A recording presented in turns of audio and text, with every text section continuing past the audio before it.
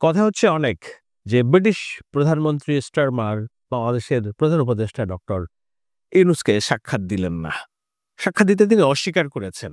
আমার পেছনে যে সংবাদ দেখতেন, বিবিসি সংবাদ করেছে পত্রিকার খবরের মাধ্যমে যে প্রধান উপদেষ্টা ডক্টর ইউনূসের সাথে সাক্ষাৎ দানে অস্বীকৃতি জানিয়েছেন ব্রিটিশ প্রধানমন্ত্রী স্টারমার। এটি ফিনান্সিয়াল টাইমস প্রথমে ব্রেক করেছে। তার আগে বাংলাদেশ থেকে বলা হচ্ছিল যে ব্রিটিশ প্রধানমন্ত্রীর সাথে বৈঠকের চেষ্টা হচ্ছে। একটা পর্যায়ে প্রেস সেকশন থেকে বলা হলো যে সম্ভবত ব্রিটিশ প্রধানমন্ত্রী দেশে নেই, কিন্তু পরে দেখা গেল যে তিনি কানাডিয়ান যুক্তরাজ্যের পার্লামেন্টে বক্তৃতা দিচ্ছেন। তারপর দুঃখ প্রকাশ করা হয়েছে এবং বলা হয়েছে যে আমরা বলেছিলাম সম্ভবত তিনি দেশে নেই।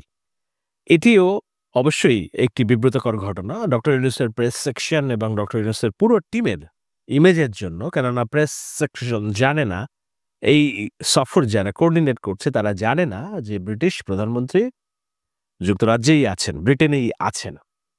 কেন স্টারমার উপদেষ্টা ডক্টর ইউনূসের সাথে দেখা দিলেন না, এটি নিয়ে যখন নানান আলোচনা সমালোচনা, তখন আরেকটি সংবাদ আপনারা শুনে দেখতে পাচ্ছেন যে টিউলিপের সাক্ষাৎ চেয়ে যে আবেদন করেছিল ব্রিটিশ পার্লামেন্ট সদস্য শেখ হাসিনার বোনের মেয়ে টিউলিপ সিদ্দিক, প্রধান উপদেষ্টা সেটি প্রত্যাখ্যান করেছেন।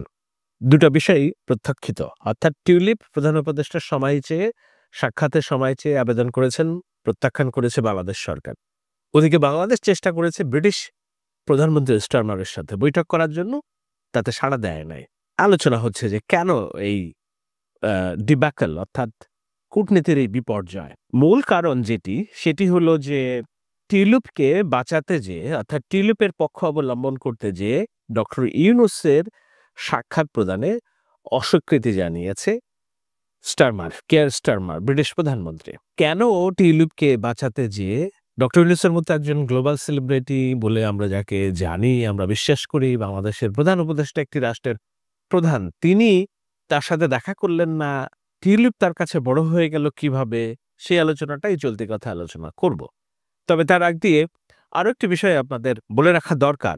সেটি হলো যে ডক্টর ইউনূসের এই যে ব্রিটেন সফর, সেটি ছিল মূলত একটি ব্যক্তিগত সফর। এটি কোনো রাষ্ট্রীয় সফর ছিল না। কি ব্যক্তিগত কারণ? কারণ হলো যে তার পালকে আরো একটি পালক যুক্ত করার মিশন। রাজপরিবারের যে কিংস ফাউন্ডেশন, সে কিংস ফাউন্ডেশনের একটি পুরস্কার নেওয়ার জন্য তাকে আমন্ত্রণ জানানো হয়েছিল। 4 দিনের সফরে তিনি যাচ্ছিলেন।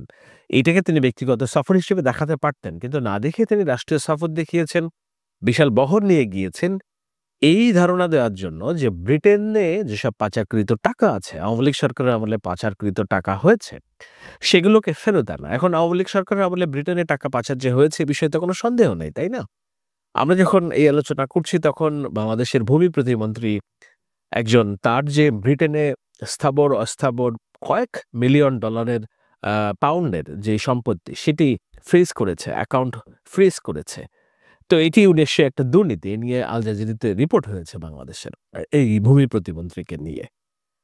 তো টিউলিপ সিদ্দিকী শেখ পরিবারের অংশ, শেখ রেহানা বাংলাদেশের দুর্নীতির অন্যতম সুবিধাভোগী হিসেবে ধরা হয়, বিবেচনা করা হয়, এবং টিউলিপের বিরুদ্ধেও যেসব অভিযোগ ছিল তার প্রেক্ষিতেই কিন্তু তার বিরুদ্ধে যে দুর্নীতির অভিযোগ, সেটি বাংলাদেশে একেবারে আনুষ্ঠানিকভাবে অভিযোগ করার প্রেক্ষিতে টিউলিপকে তার যে ছায়ামন্ত্রী হিসেবে যে তার দায়িত্ব ছিল, ছায়ামন্ত্রী বললে ভুল হবে, সিটি মিনিস্টার অর্থাৎ সিটি মন্ত্রী হিসেবে তার যে দায়িত্ব ছিল, অর্থনৈতিক মন্ত্রী, সেখান থেকে তাকে বরখাস্ত করতে বাধ্য হয় নতুন একটি সরকার।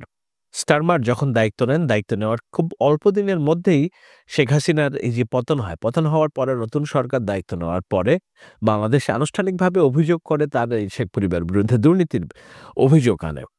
এবং লন্ডনের যেসব পত্রপত্রিকা আছে, ফিনান্সিয়াল টাইমস থেকে শুরু করে অন্যান্যরা টিউলিপ সিদ্দিকীর এই যে শেখ পরিবার অর্থাৎ শেখ হাসিনার সাথে দুর্নীতির সংশ্লিষ্টতা নিয়ে সেই সময় একাধিক প্রতিবেদন তৈরি করে। প্রতিবেদনের প্রেক্ষিতে স্টারমার সরকার প্রথম তার সরকার পরিচালনা করতে যেয়ে বিব্রতকর পরিস্থিতির সম্মুখীন হয়। কি? সেটি হলো দুর্নীতির অভিযোগে অভিযুক্ত একজনকে মন্ত্রিসভায় সদস্য বানিয়েছেন, এই সংবাদ প্রকাশিত হতে থাকে তার বিরুদ্ধে। সেই বিব্রতকর পরিস্থিতি সামাল দেওয়ার জন্য স্টারমার তাকে তার মন্ত্রিসভা থেকে বিদায় জানান, টিউলিপ সিদ্দিকীকে বিদায় জানান। কিন্তু আমরা জানি টিউলিপ সিদ্দিকী স্টারমারের খুব কাছের একজন রাজনীতিবিদ।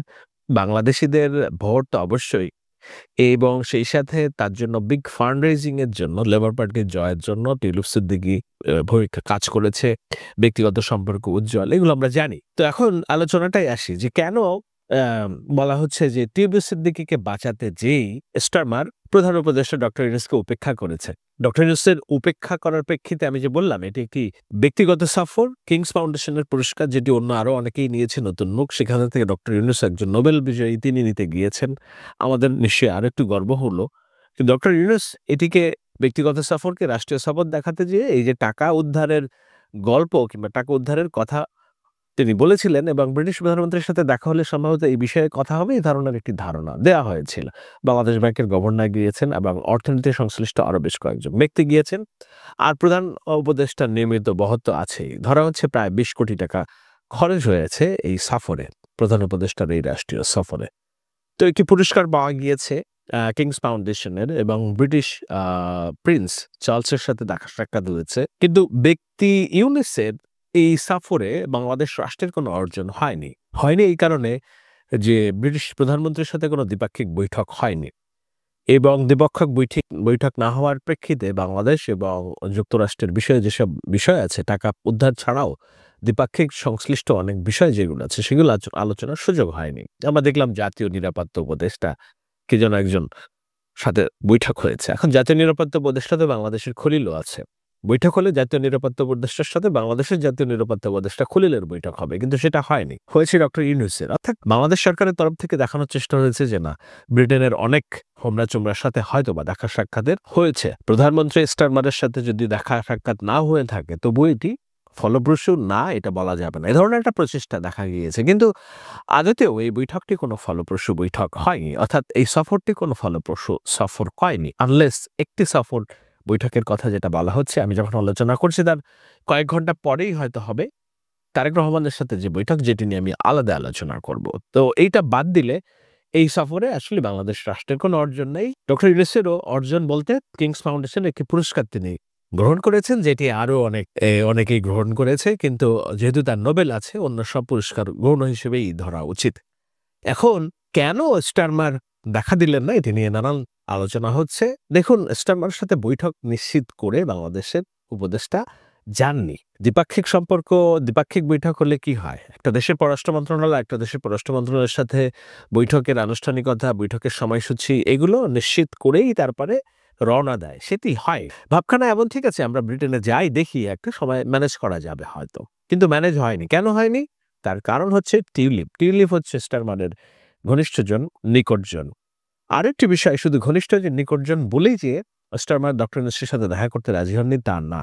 এর কারণটা হলো ওই যে দুর্নীতির অভিযোগ এবং টাকা ফেরতের যে বিষয়, সেই বিষয়টাও নিশ্চয়ই ব্রিটিশ সরকারের জন্য বিব্রতকর। এই কারণে বিব্রতকর যখন দুটি দেশের রাষ্ট্রপ্রধান একসাথে বৈঠক করেন, বৈঠক পরবর্তী সংবাদ সম্মেলন হয় এবং সেই সংবাদ সম্মেলনে দুটি দেশই জবাব দিতে বাধ্য হয়, তখন এই যে বস্তার নিচে চাপা পড়ে যাওয়া টিউলিপের দুর্নীতির কারণে তাকে মন্ত্রিসভা থেকে বহিষ্কার করা কিংবা বিদায় দেওয়া এবং স্টারমার সরকারের দুর্নীতিবাজ মন্ত্রী এমপিদের তার সাথে সংশ্লেষ রাখার যে অভিযোগ ব্রিটিশ পত্রপত্রিকা সুযোগ নিচ্ছে, সেই সুযোগটাকে দ্বিতীয়বার তিনি দিতে চান না। ডক্টর ইউনূসের সাথে বৈঠক হলে এই সুযোগটা দ্বিতীয়বার অবারিত হয়ে যাওয়ার সম্ভাবনা থাকে, কেননা প্রেস সেকশন তাকে প্রশ্ন করবে। তো এই জায়গায় তিনি সম্ভবত বৈঠক পরবর্তী বিব্রতকর পরিস্থিতি এবং ডক্টর ইউনূসের তরফ থেকেও বিব্রতকর কোনো দাবি দেওয়া, এইসব বিষয় হয়তো এড়িয়ে যেতে চাইছেন, এজন্য এই বৈঠকটা হয় নাই, প্রথম কথা। দ্বিতীয় কথা, এই বৈঠক না হওয়ার পেছনে নিঃসন্দেহে এগুলো যখন বৈঠক হয় ব্রিটিশ প্রধানমন্ত্রীর সাথে অন্য কোনো দেশের রাষ্ট্রপ্রধানের, রাষ্ট্রীয় বৈঠক রাষ্ট্রীয় নথিতে এটি লিপিবদ্ধ থাকে এবং সেই বৈঠকে কোন কোন বিষয়ে আলোচনা হয়েছে এগুলো পরবর্তী রেফারেন্সের জন্য সংগৃহীত থাকে, লিপিবদ্ধ থাকে। স্টারমার এগুলো এড়িয়ে যেতে চাইছেন। আরো একটা বিষয় এড়িয়ে যেতে চাইছেন কি, যে তার দলের শুভানুধ্যায়ী এবং দক্ষ কর্মী টিউলিপ সিদ্দিকীর প্রতি যেন কিছুটা ভালোবাসা প্রকাশ হয়, কিংবা তার যে দল, সবার উপরে যে দল আছে, দলের একজন সংসদ সদস্যের উপরে সাথে তার যে আস্থা, সেটি যেন প্রমাণ করা যায়। নিশ্চয়ই অন্যভাবে দেখলে বাংলাদেশের অনেক সাংবাদিক আলোচনা করেছেন। আমি দেখলাম একজন বিশ্লেষক গোলাম মাওলা রনি আলোচনা করেছেন এটি টিউলিপের জয়, ডক্টর ইউনূসের পরাজয়। আমি বিষয়টাকে সেভাবে দেখতে চাই না, তবে নিঃসন্দেহে এটি আওয়ামী লীগ কর্মী সমর্থক এবং টিউলিপের রাজনীতির একটি জয় হিসেবেই তারা ভাবতে পারে। এই কারণে ভাবতে পারে যে তার কুটচালের কারণে স্টারমারকে তিনি টিউলিপ আম এই বার্তা দিতে সক্ষম হয়েছেন যে আপনার দলের এমপির বিরুদ্ধে যেই দেশ দুর্নীতির অভিযোগ আনতে পারে এবং আপনার সরকারকে বিব্রত করতে পারে, তার সাথে যদি আপনি দেখা করেন তাহলে প্রার্থী হিসেবে, রাজনৈতিক কর্মী হিসেবে আপনি আমাকে হারাবেন। হতে পারে। টিউলিপ হারিয়ে গেলে অন্য একজন যে আসবে না তা না। কিন্তু এটিই হয়েছে। তো এই প্রেক্ষিতে চলতি কথায় আপনাদের একটু ধারণা দেওয়ার চেষ্টা করলাম যে এখানে উইন কিংবা পরাজয়ের কোনো বিষয় নেই। টিউলিপ সিদ্দিকী মোটা দাগে বলতে গেলে হ্যাঁ, তার কুটচাল, তার রাজনীতি এখানে জয়যুক্ত হয়েছে। কিন্তু একই সাথে তিনি চালটা চেলেছিলেন ডক্টর মোহাম্মদ ইউনূসকে ৫ দিন আগে চিঠি দিয়ে যে আপনার সাথে আমি দেখা করতে চাই, এক্সপ্লেইন করতে চাই একজন ব্রিটিশ এমপি হিসেবে। ডক্টর ইউনূস সেটি প্রত্যাখ্যান করেছেন, আজকে বিবিসি সংবাদ দিয়েছে। আর বিপরীতে কি হলো? স্টারমার ব্রিটেনে থাকার পরেও ডক্টর ইউনূসকে সাক্ষাৎ দিতে অস্বীকৃতি জানিয়েছেন। সেটি ডক্টর ইউনূসের নিজের জন্য এবং বাংলাদেশ রাষ্ট্রের জন্য ডেফিনিটলি একটি বড় নেতিবাচক সংবাদ। কিন্তু এই সংবাদটা শুধু ইতিবাচক নেতিবাচক হিসেবে দেখলেই যে সরল চোখে এটা সমাধান হয়ে যাবে এমন না। পেছনের গল্পটাই যে অর্থনীতি এবং দুর্নীতি সংক্রান্ত বিষয়গুলো নতুন করে যেন আলোচনায় না আসে। সেই সব বিষয়গুলো ধামাচাপা দিতেই কিংবা এটার সুযোগ নষ্ট করতেই স্টারমার দেখা দেননি ডক্টর ইউনূসকে। আর আরেকটি যে বিষয় সেটি হলো এটি ডক্টর ইউনূসের রাষ্ট্রীয় সফর ছিল না। এখন এই বৈঠক না হওয়ার প্রেক্ষিতে এটি রাষ্ট্রীয় সফর হিসেবেও গণ্য হবে না। যদিও এটি গণ্য না হলে সরকারের কি যায় আসে, বাংলাদেশের রাষ্ট্রের যেহেতু জবাবদিহিতা নেই, এটি নিয়ে কেউ জবাবদিহিতা করবে কিনা সে সময় বলে দিবে। আপাতত একটু ধারণা দিলাম যে কোথাকার জল কোথায় যেয়ে গড়িয়েছে, কেন গড়িয়েছে। সবাইকে ধন্যবাদ।